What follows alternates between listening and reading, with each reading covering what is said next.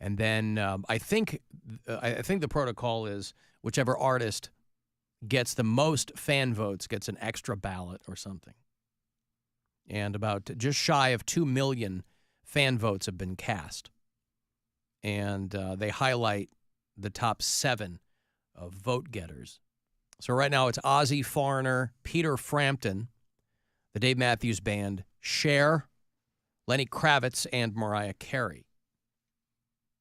And then the remainders are below about 100,000 fan votes. So Kool and the Gang and Oasis and Sinead. Eric B. and Rakim are at the bottom there with only about 30,000 votes.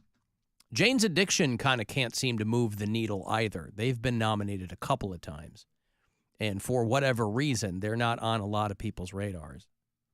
But obviously, I think it's considered a shoo-in that Ozzy will get in as a solo artist.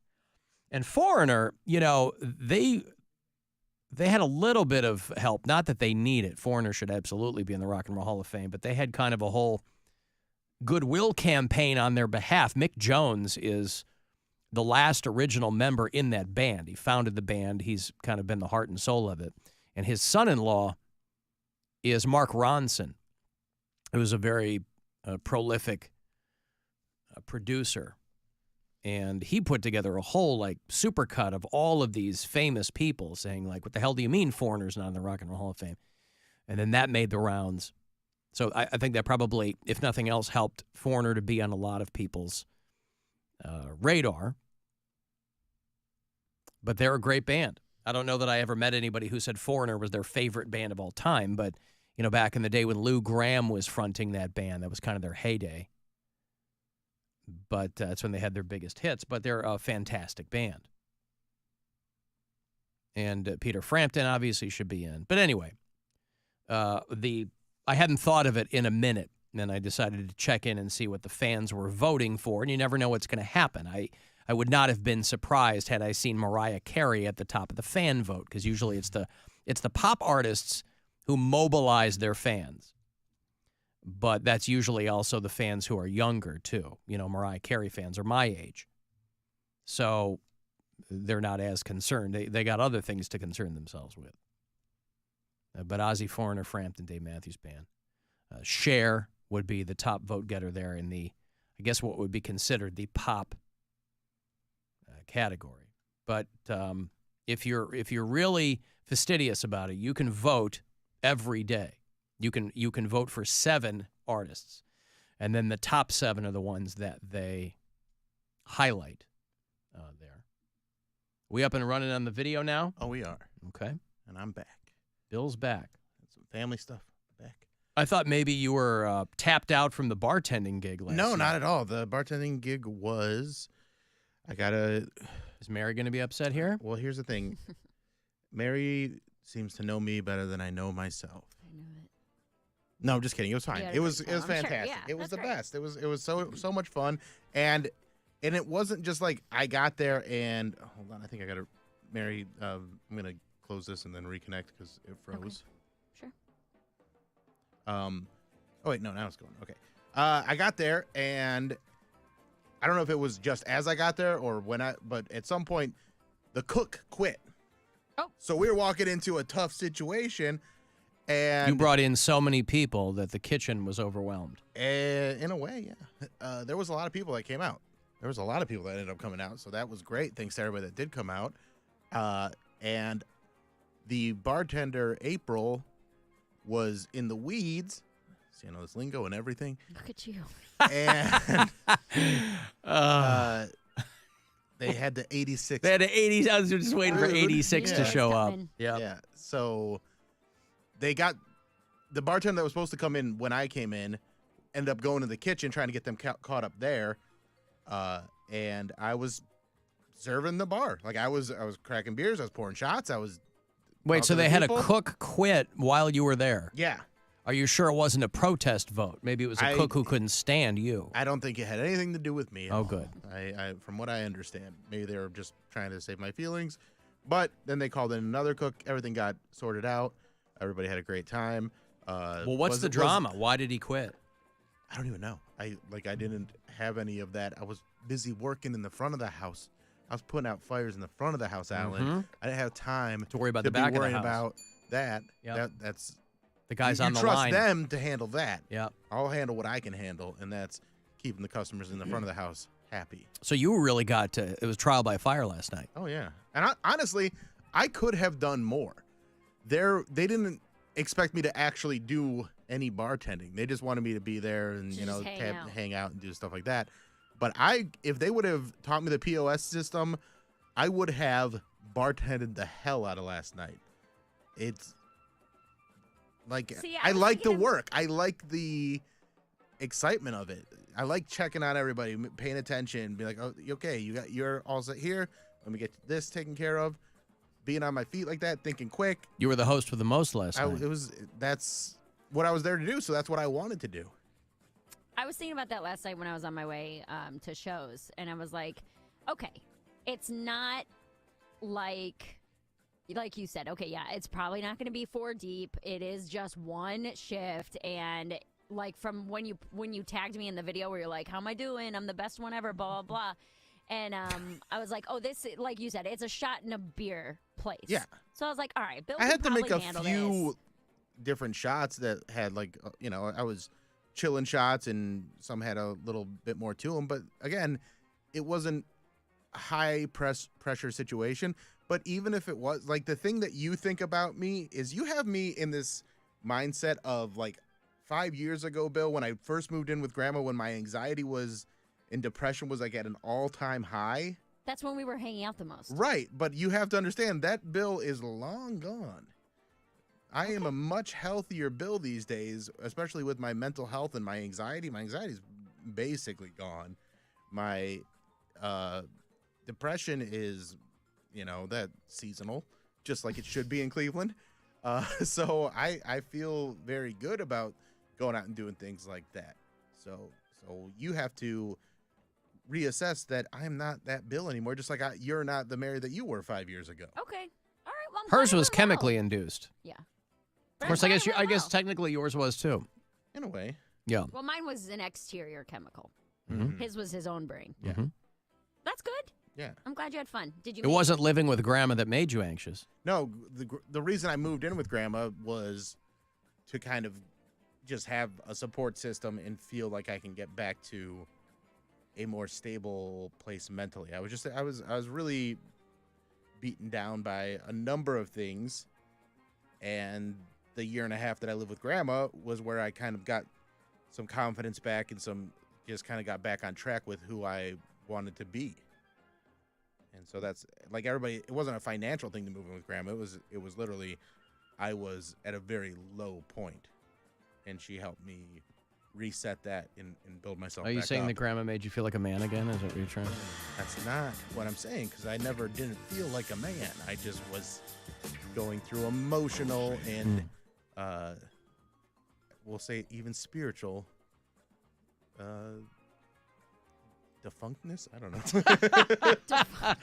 Alan, I was going through there. a spiritual defunctness, curiously enough. I was in a bad spot, brain-wise, and now Now a you're in a lot good better. spot. You Much can be better. a bartender. I can be a bartender. But it's also like, what better time? it goes back to the jobs that I've had before I did comedy.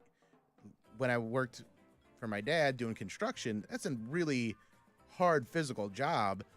But when you know what you're doing, and when I got good at it, I took a lot of pride in doing a good job at it. Like the first few times I did it, I didn't have the strength to keep up with the physicality of it. But once I trained my body to get to that level, I took a ton of pride in being the best that I could be at that. So you had fun last So I night. had a great time, and a bunch of listeners came out. I appreciate them coming out.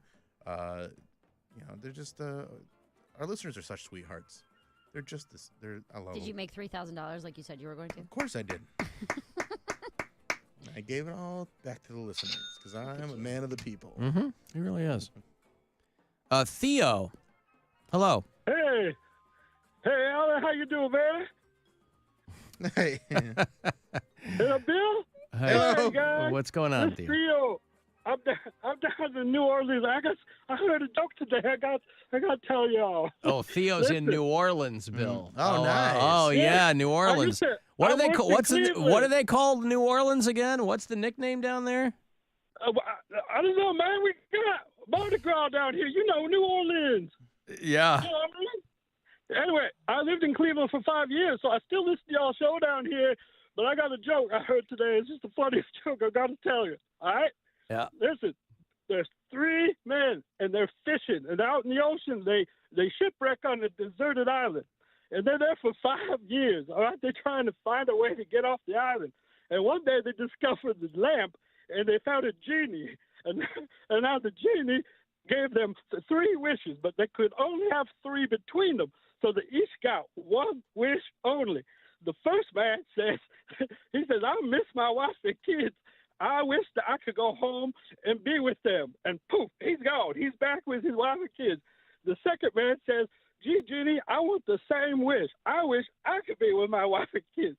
And the third man, he said, I don't have a wife and kids, Genie.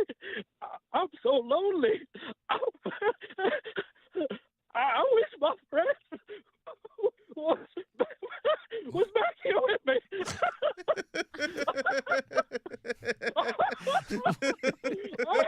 I'll tell you what, Theo down there in New Orleans, boy, he is loving life. Man, he could barely get through it. It was so funny. Nailed it. Oh Nailed my it, though. gosh. My son came home from school and shared that with me today. I still can't stop laughing. Yeah. Where does your kid go to school? New Orleans High? He must be coming high with something. He come home high. 'Cause it's funny. Yeah. Okay, good. Listen, Theo, thank you. I appreciate the... Y'all have a good day now. All right, you Bye. too. Boy, Theo lives there in New Orleans, could not even conjure up the very, very famous nickname for New Orleans. So strange. Nola, baby. Well, I'm sorry? Denola. Nola? Nola, baby. Yeah. No, that's not what... The leans? The Leans. Shut up, Pound Cake. Why? What is the nickname? The Big then? Easy, maybe? The Big Easy. I thought it was Nola. NOLA is like people who call San Francisco Frisco. Or California Everybody there Cali. hates it. Everybody hates it. Don't ever do that when you're down there. Frisco. Pound Cake's down there like, here I am in NOLA. We They in drag NOLA, you into baby. side alley and Shut up, Pound Cake. Ain't the gonna hell do out of you. Nothing. Alan Spiritual Defunctness would be a great band name. Yeah, but you got to spell it F-U-N-K in the middle. Oh, for sure. Yeah. Do some Parliament covers or something. All right, so give me your thoughts on this because I feel like mine might be a little too dismissive, and I'm not quite sure what I'm missing. I think it's fine that black people and women can vote. Thank God. I'll tell you what, don't listen to that lieutenant governor down there in North Carolina. You know who Anna Marie Tendler is? I don't. See, I would think you guys might know. Mary, do you know who Anna Marie Tendler is? I don't think so. Am I Yeah. allowed to look her up?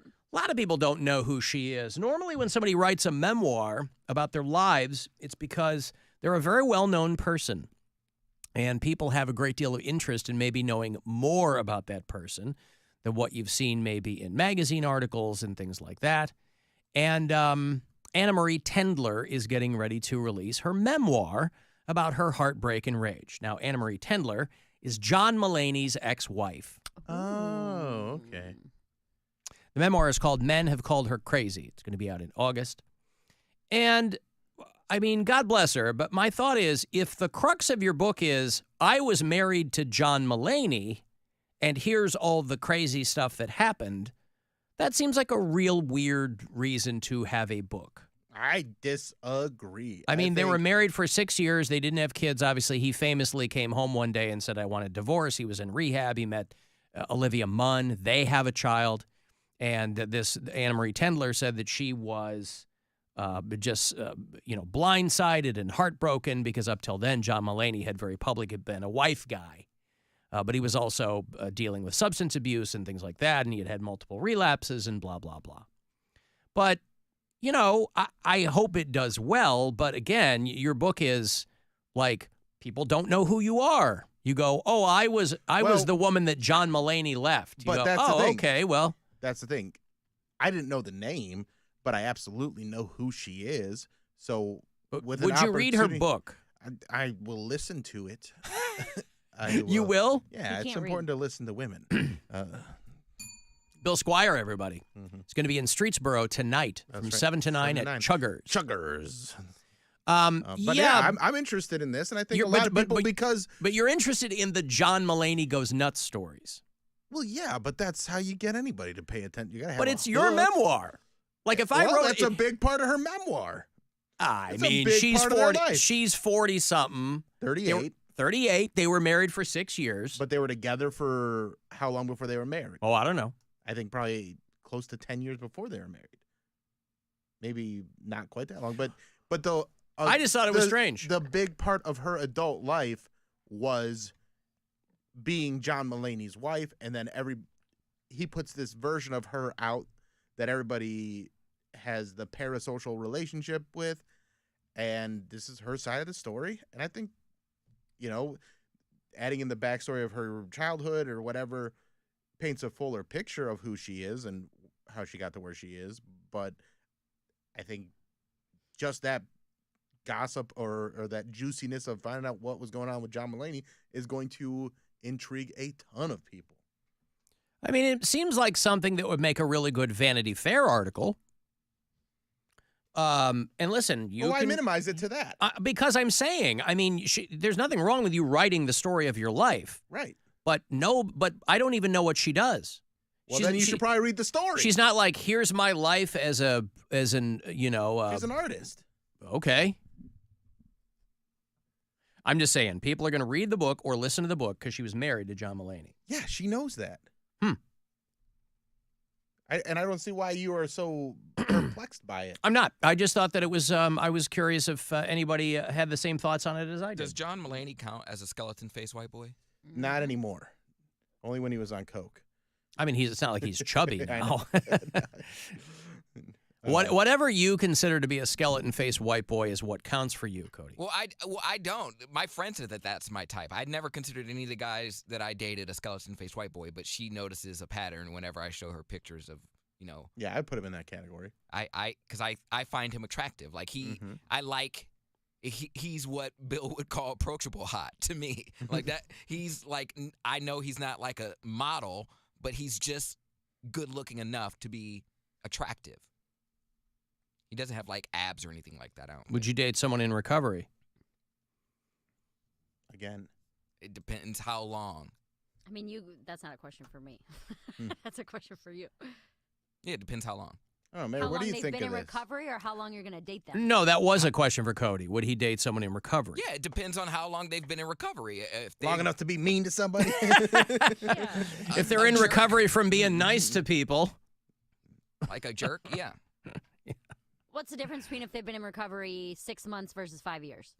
Well, didn't you say when like you went through the program, if you date someone or you're not supposed to date someone a year after That's what they tell you. They Yeah, tell you well not to then- get in a relationship until you're over a year sober. Yeah, no.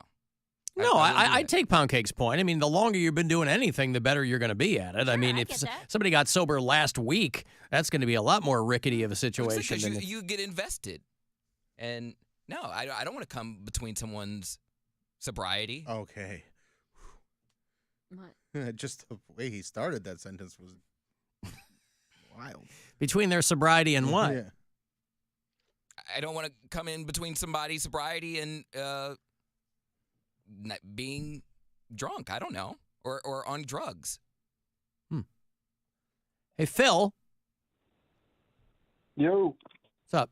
yeah, I heard that last caller. I didn't really get the end of the joke because he was laughing all over it. But I asked Pound Cake if I could tell you a joke real quick. It's clean, but I think it's super funny. All right. Okay, so 22-year-old girl goes to the gynecologist, and she's getting her checkup like they do every year. He's down there doing whatever he does, and he pops his head up and he tells her, "Hey, exam's over. I have good news and I have bad news. What do you want to hear first?" She goes, "Oh, well, give me the good news, then you can set me up for the bad news." And the guy goes, "Well, this is, perfect specimen. I mean, I haven't seen one like this in pretty much my whole practice." She goes, "Well, what's the bad news?" He goes, "I'm going to have to numb you. Num, num, num, num, num, num, num, num, num." Lame joke Thursday or something. That's a clean joke? Yeah, that's a clean joke. He meant no expletives. Okay. Thank you, Phil. I appreciate it. Appreciate anybody trying to do their thing. You ever been numbed, Mary? No. Just Well, by actually, life. Yeah. Oh, yeah, every day. Every single day. All right, well, there you go. So, reset. You don't know why John Mulaney's ex-wife wrote a book. You talking to me? Yeah. No, I know why she wrote a book. I'm curious who she thinks will read it. Lots of people. Like Well, John Mulaney fans. John Mulaney fans, yeah. No, that's fine. I'm just saying, like, if I wrote a book about my life, but I assumed that the hook was going to be who my famous ex was, that would feel strange. Well, It's her life. She can tell it however she wants. You haven't been through that situation, though. You don't know what situations I've been through. You have a famous ex-wife? Yeah, of course I do. That's more famous than you? You ever heard of Courtney Cox, Bill? How do you think she got the name? Anywho, I got to take a break. Well, she made the right decision. She tells me that every day. From me to David Arquette. I've got a break here. If you want to send a text, 35192, AlanCoxShow.com.